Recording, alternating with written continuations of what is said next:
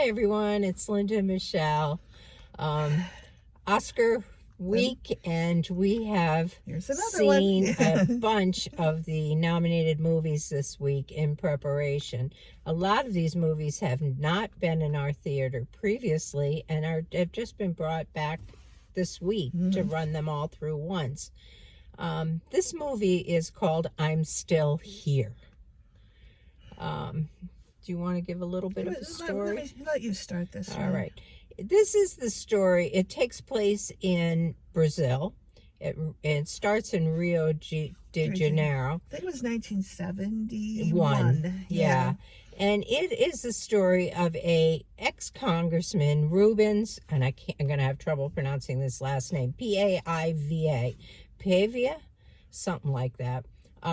But he and his family are quite well-to-do. They have a housekeeper. They live across the street from the beach. The kids are, it's a nice family. There's 4 children in the family, 3 girls and a boy.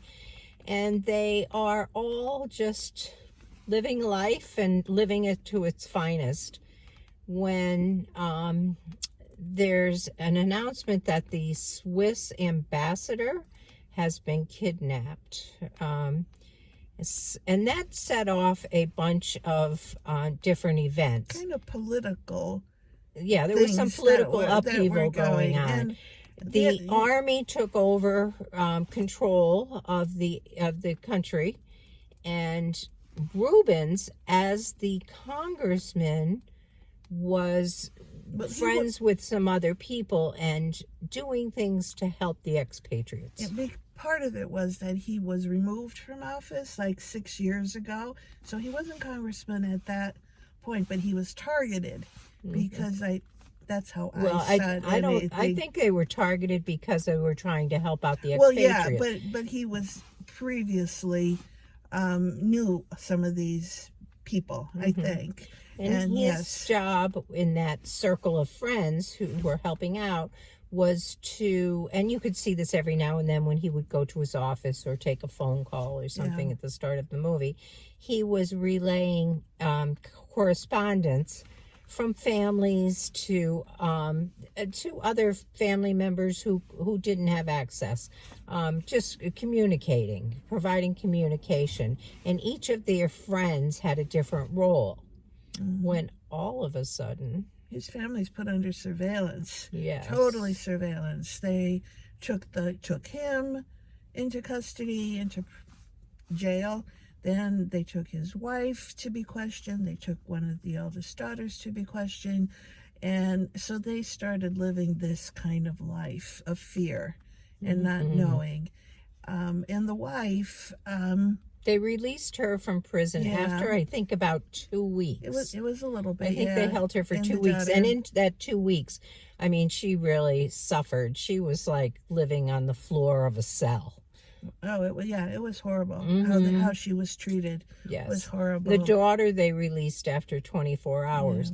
But Rubens, they kept. And they never found out for a very long time what had happened, but they surmised through a neighbor who had some information that he was had been killed. The wife was extremely strong. Oh, yeah. And she made it her life mission to help. And she went back to school, became a lawyer.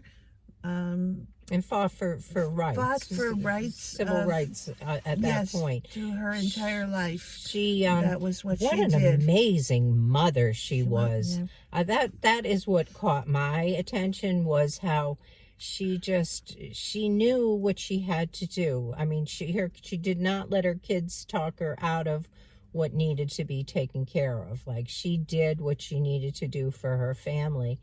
And it was just unbelievable to watch her navigate all of this.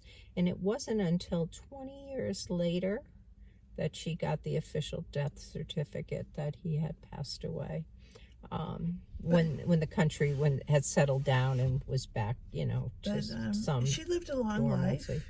She lived very productive life, and it is true.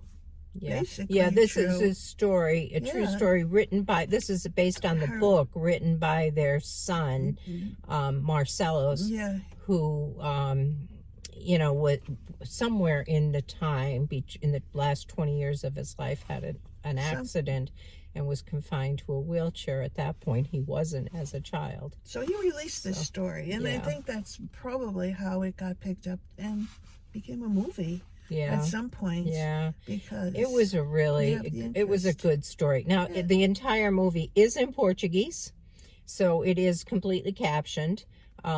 Sometimes I have a hard time with that. I did not have a hard time with this one.